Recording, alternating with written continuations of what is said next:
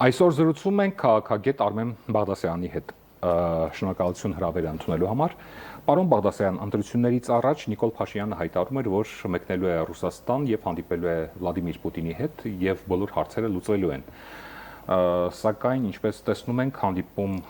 չի կայացել եւ հստակորեն նշանակված չի։ Ինչ եք կարծում, ինչու Մոսկվան չի շտապում ընդունել Հայաստանի ղեկավարին, սա քաղաքական կարելի ասել դեմարշ է։ Ռուսաստանը, որքան ես տեղյակ եմ, նույնիսկ չի էլ շնորհավորել Նիկոլ Փաշինյանին վարչապետ վերընտրվելու կամ իր ընտրությունների մաղթանակի համար։ Այսինքն նրանք սպասում են երևի սահմանադրական դատարանի որոշմանը, մինչև այդ արդյունքները վերջնական լինեն, անգամ դրանից հետո ես չեմ կարծում, թե Նիկոլ Փաշինյանը կկարողանա Մոսկվա մեկնելով եւ բանակցություններով հայ-ռուսական հարաբերությունների այդ կնճռոտ հարցերը լուծել, որովհետև դա Նիկոլ Փաշինյանի տիրույթում չի։ Գուցե կարողանա ինչ-որ հարցեր կարգավորել, բայց այստեղ էական է դրա գինը։ Եթե Նիկոլ Փաշինյանը խաղաղություն է հաստատել Արցախի կորստյան գնով, ապա հայ-ռուսական այս կրիզիսը, ուղիղ ասենք, նույնպես կարող է շատ բարձր գին ունենալ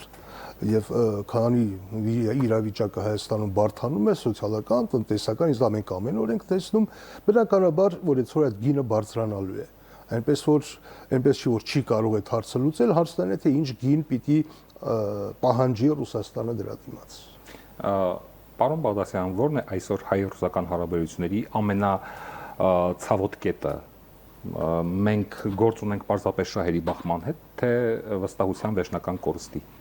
Խոսքը առաջին հերթին, երկուսն էլ կա իհարկե։ Որն է հիմնական խնդիրը։ Վստահության կորուստը քաղաքականության մեջ վստահություն բան, այդպիսի բաներ գոյություն չունեն։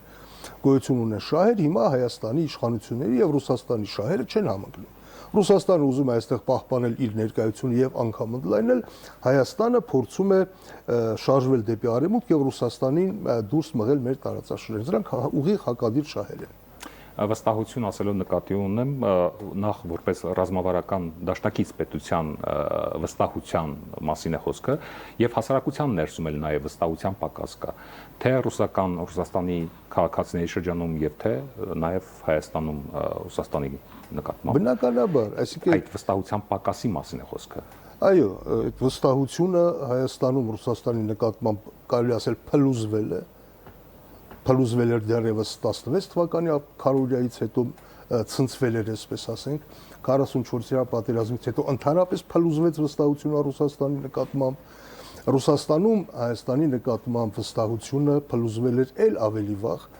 երբ 10-ական թվականներին Հայաստանը մի քանի տարի շարունակ շարժվում էր դեպի արևմուտք, հետո մի գիշերվա մեջ անդամակցեց Մաքսային միությանը, այսինքն այնտեղ հասկացան, որ ամեն դեպքում այնքան էլ վստահելի չէ Հայաստանը, այնպես որ այստեղ վստահության մասին կարծում եմ առանձնապես խոսելու կարիք չկա եւ դեռ երկար ժամանակ այդ անվստահությունը լինելու է երկու պետությունների եւ հասարակությունների միջեւ։ Ռուսաստան, Թուրքիա, Ադրբեջան հարաբերությունների դինամիկայի պայմաններում այսօրվա պայմաններում Մոսկվան Հայաստանին ինչ է կարծում դեռ դիտարկում է որպես ռազմավարական գործընկեր եւ Հարավային Կովկասում եւ արդյոք տարածաշրջանում ճարտարապետությունը փոխվել է վերջնականապես եւ Հայաստանին այլևս ոչ ոք չի դիտարկում որպես գործընկեր։ Ճարտարապետությունը վերջնականապես չի փոխվել, որովհետեւ Հայաստանը շարունակում է մնալ ՀԱՊԿ անդամ եւ Հայաստանում շարունակում են մնալ ռուսական բազաները այստեղ են, ռազմական բազաները այստեղ են, Հայաստանը թեկուզ ձևականորեն, բայց ՀԱՊԿ անդամ է, այսինքն դեռևս անշրջելի չէ։ Այլ հարց է, որ այո, Հայաստանը փորձում է դա անշրջելի դարձնել, Ռուսաստանն էլ իր հերթին փորձում է շարունակել ցույց տալ, որ դա վնասում է ոչ միայն Ռուսաստանի շահերին, այլև վնասելու է նաև Հայաստանի շահերին։ Այս մասին է խոսքը ընդհանրապես։ Այս մասին է եւ տնտեսական սանկցիաները, այս մասին է եւ Հայաստանի նախընտրական գործընթացները, դրանց բոլորի ենթատեքստը նույնն է։ Ռուսաստանը այստեղ փորձում է ամրապնդվել, Հայաստանի իշխանությունները այստեղից փորձում են Ռուսաստանին դուրս մղել։ Ի տարբերություն մեզ Ադրբեջանի հարաբերությունները Ռուսաստանի հետ բարելավվել են եւ գնալով թվում է թե ամրապնդվում են նույնիսկ արդեն ժամանակացույցը կա թե ինչ հերթականությամբ պետական պաշտոնյաներ պետք է մեկնեն Մոսկվա տեղի ունենան հանդիպումներ այս ֆոնին Հայաստանի դերակատարումը թուլացել է խնդիրը դրանում է։ Իհարկե, բայց ուզում եմ ձեր ուշադրությունը հրավիրել նրա վրա, որ հայ-ռուսական հարաբերությունները եւ ռուս-ադրբեջանական հարաբերությունները երբեք նույն տրամաբանությամբ չեն եղել։ Դրանք երբեք չեն եղել ավակ եւ կրտսեր եղբայրների հարաբերություն, նկատի ունեմ ռուս-ադրբեջանական հարաբերությունները, եւ դրանք երբեք չեն եղել կենտրոնի եւ գուբերնիայի կամ ֆորպոստի հարաբերություններ։ Պատճառը շատ պարզ է, որովհետեւ Ադրբեջանը ունի ավակ եղբայր, Թուրքիան Ադրբեջանը ունի էներգակիրներ եւ Ադրբեջանը անվտանգային առումով կախված չէ Ռուսաստանից, ի տարբերություն Հայաստանի։ Դրա համար այդ հարաբերությունները բոլորին այլ տրամաբանությամբ են կառուցվել եւ Ռուսաստանը ինքը երբեք ռուս-ադրբեջանական հարաբերություններ առանձին չի դիտարկել։ Դիտարկել է ռուս-թուրքական հարաբերությունների համատեքստում, որովհետեւ Ադրբեջանը հիմա էլ ասում է, որ համենայն դեպս մեր տարածաշրջանում որևէ քայլ չի անելու առանց Ադրբեջանի գիտության եւ շահերը հաշվի առնելու։ Մենք այդպիսի ավակ եղբայր չունենք, ցավոք սրտի, դրա համար էլ Ռուսաստանը անընդհատ փորձել է օգտվել դրանից, հիշում եք Լուկաշենկոյի հայտնի խոսքը, ուր պիտի կորչեք դուք եւ այլն եւ այլն։ Ստեղծվել է ուշագրավ պատկեր, Ռուսաստանը պարբերաբար ակնարկում է պատժամիջոցների մասին, իսկ Նիկոլ Փաշինյանը հերակակարգով հակադարձում է, մատնանշելով, որ տնտեսական ակտիվության 11%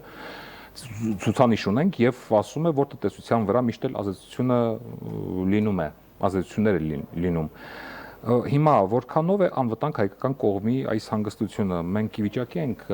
դիմակայել ռուսական տնտեսական արգելանքների երկրորդ ալիքին։ Կարծում եմ, այդ սոցիալ-տնտեսական իրավիճակը Հայաստանում գնալով բարդանալու է։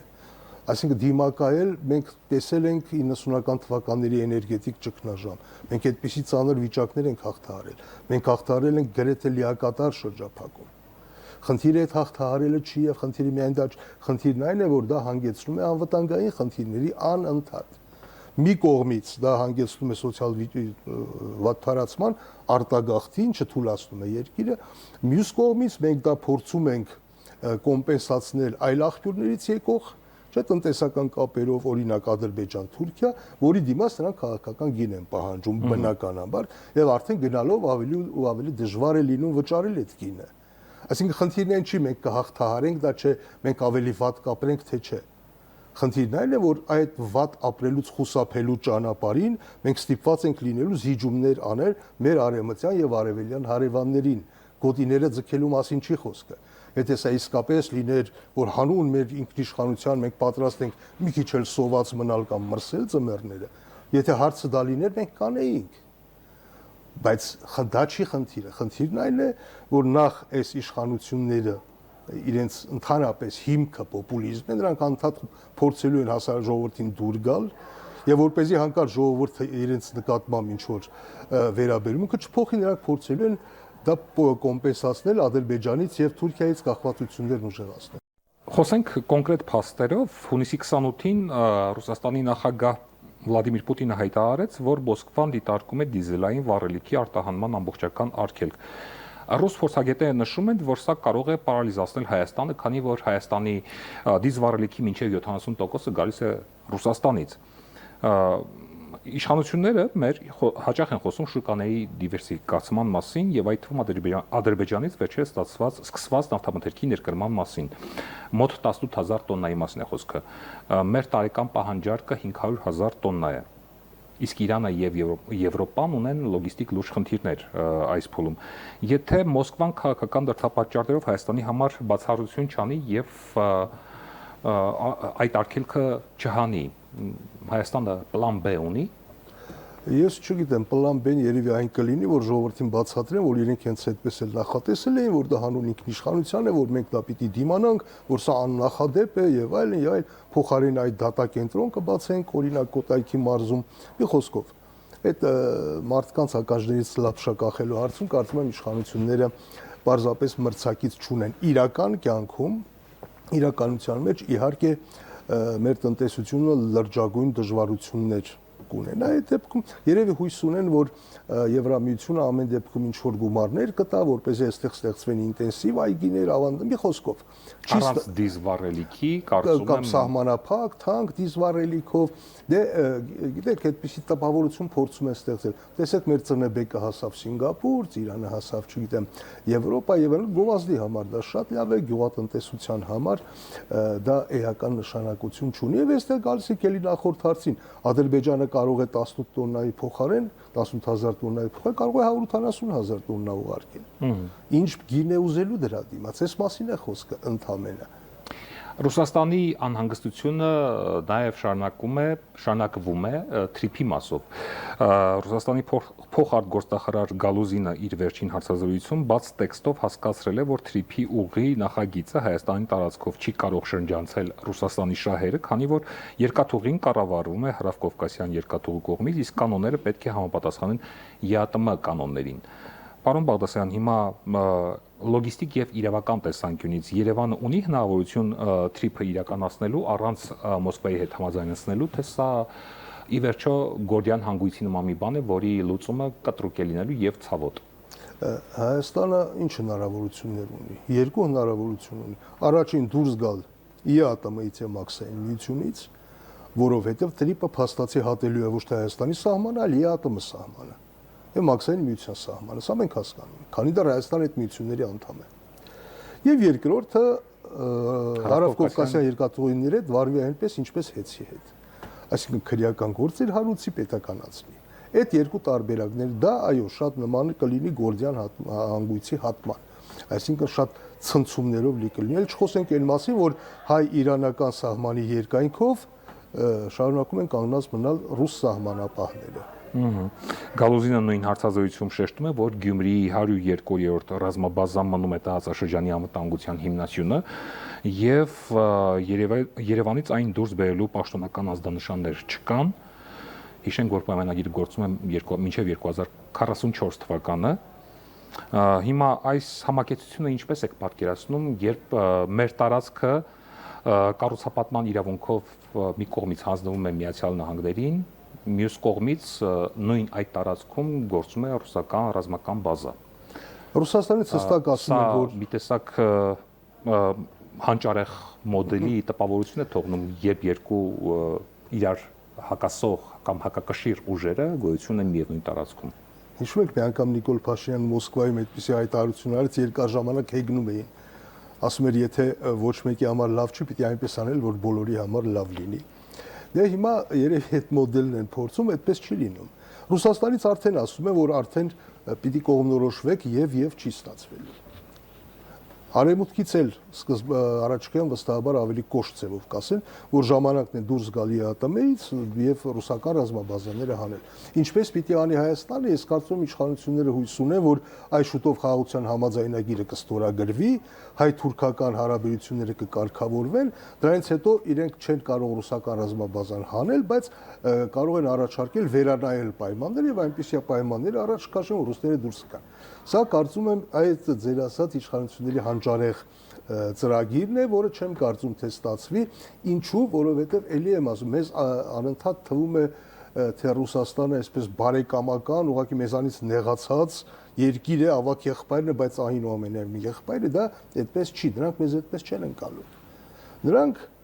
մեր տարածաշրջանում հայտնվել են 200 տարի առաջ եւ հայտնվել են մի քանի արյունոտ պատերազմների արդյունքում։ Հասկանալի չի, թե ինչպես այստեղ հայտնված գերտերությունը առանց որևէ հիմնավոր, առանց պատերազմի, չասեմ հիմնավոր, առանց պատերազմի հենց այնպես թղթով դուրս գա այստեղից։ Նրանք այդպես չեն վարվելու ցավոք սրտի։ Դրա համար էլ այսպիսի բաց արճակատումներ, երբ որ ասում ես դե ես կզանգեմ կամ կգնամ արագ այդ հարցը կկարգավորվի կամ արևմուտքը մեզ կօգնի, չգիտեմ, բրիտանական նավերը կբարձրան, չեմ կարծում թե պետք է հերթական անգամ ոտքը դնել նույն փոցխին։ Իսկ ֆոն դեր Լեյենի այցի ընթացքում հնարավոր է համարում, որ կքննարկվի նաև այդ կամ-կամի խնդիրը։ Այսինքն Եվրամիությունը եւս փորձի արագացնել այդ process-ը կամ դուրս եք գալիս ԵԱՏՄ-ից եւ անդամակցում եք անդամակցության process-ն եք սկսում գործընթացը կամ որոշում կայացրեք շատ արագ։ Տեսեք, Հայաստանի իշխանությունները նորից սկսել են խոսել խաղաղության խաչմերուկի մասին։ Արևմուտքը այդ դրա անունը չի տալիս։ Արևմուտքում խոսում են Միջին Միջանցքի եւ դրա մի հատված թրիփի մասին։ Ինչու, որովհետեւ Միջին Միջանցքը եւ թրիփը միմյանց հակասող են։ Դրանք համատեղելի չեն, որովհետեւ արևմուտք արևելքն է Միջին Միջանցքը, իսկ խաղաղության խաչմերուկը ենթադրում է նաեւ հյուսիս-հարավ Իրանով, Հայաստան-Իրանով։ Այն դեպքում, երբ Միջին Միջանցքի հիմնական նպատակներից մեկը Իրանին այդտեղից կտրելն է եւ Իրանին դուրս թողնելն է։ Հիմա պիտի Հայաստանին հստակ ասեն, դուք մոռանում եք խաղաղության խաչմերուկը, փոխարենը առաջ եք մղում թրիփը, որը հնարավոր է էլի ասի միայն այն դեպքում, եթե Հայաստանը դուրս է գալիս ԵԱՏՄ-ից եւ ազգայնացնում է հարավ կովկասյան երկաթուղիները։ Այսինքն այս այցի ընթացքում հնարավոր է համարում, որ այդ թեման կքննարկվի, թե պարզապես սովորական աշխատանքային այց է։ Ես կարծում եմ, որ այդ թեման կուլիսներում արդեն քննարկվել է մինչև ընտրությունները դեռևս, եւ դրա հետ էր կապված, որ արևմուտքը աչք է փակում այս ընտրությունների ընթացքում աղաղակող այդ խախտումներին, ժողովրդավարության, այսպես պարզ ասենք, ոտնահարումին աչք են փակում, որտեղ այդպիսի պայմանավորվածություն վստահ եմ նախորդ արդեն եղել է, գուցե հիմա գալիս են ավելի առարկայական դարձնեն եւ ժամկետներ հստակեցնեն, որովհետեւ եթե հիշում եք ընտրություններից առաջ էլ դեռ 6-7 ամիս առաջ էլ խոսում էր, որ գետնի վրա թրիփի աշխատանքները պիտի սկսվեն հուլիսին, հիմա արդեն հուլիս է։ Եվ եթե ամփոփենք մեր զրույցը, ի վերջո ո՞րն է հարաբերությունների կայունացման մեխանիզմը, բանաձևը, հնարավոր է արդյոք զրոյացնել կամ սրբագրել եղած արդեն խնդիրները առանց կտրուկ նոր խնդիրներ առաջացնելու։ Դուք խոսում եք հայ-ռուսական հարաբերությունների մասին խոսում։ Ես կարծում եմ, որ այս իշխանությունների դեպքում դա չի ստացվելու, ել եմ ասում ինչու, որովհետև դա գոնե նվազագույն վստահություն է ենթադրում հարաբերությունները վերբեռնել, այսպես ասենք, սկսելը նոր կետից ինչ որ, բայց այս իշխանությունների նկատմամբ, Հայաստանի այսօրվա իշխանությունների նկատմամբ բնականաբար Ռուսաստանում որևէ վստահություն չկա, եւ խոսքը միայն Նիկոլ Փաշինյանի մասին չէ, այլ դրա քաղաքական թիմի առանցքային դեմքերի մասին է, եւ չի եթե անգամ իշխանությունները կտրուկ փոխեն վեկտորը, որևէ մեկը այնտեղ չի հավատալու, ցավոք սրտի։ Հետևաբար, եթե մենք իսկապես համարում ենք, որ սա մեզ համար շատ վտանգավոր ճանապարհ է եւ պետք է Ռուսաստանի հետ հարաբերությունները կարգավորել, այդ դեպքում մենք պիտի փորձենք ունենալ նոր իշխանություններ։ Այս ընտրությունների ժամանակ դա չստացվեց։ Ակնկալել, որ եւ կարծում եմ Ռուսաստանում էլ են հայ-ռուսական հարաբերությունների վերբեռնում, այսպես ասենք, կապում Հայաստանում նոր ընտրությունների հետ եւ ոչ թե Նիկոլ Փաշինյանին դարձի բերելու հետ։ Շնորհակալություն մեր հարցին պատասխանելու համար։ Մենք զրուցում էինք քաղաքագետ Արմեն Բաղդասարյանի հետ։ Ցտեսություն։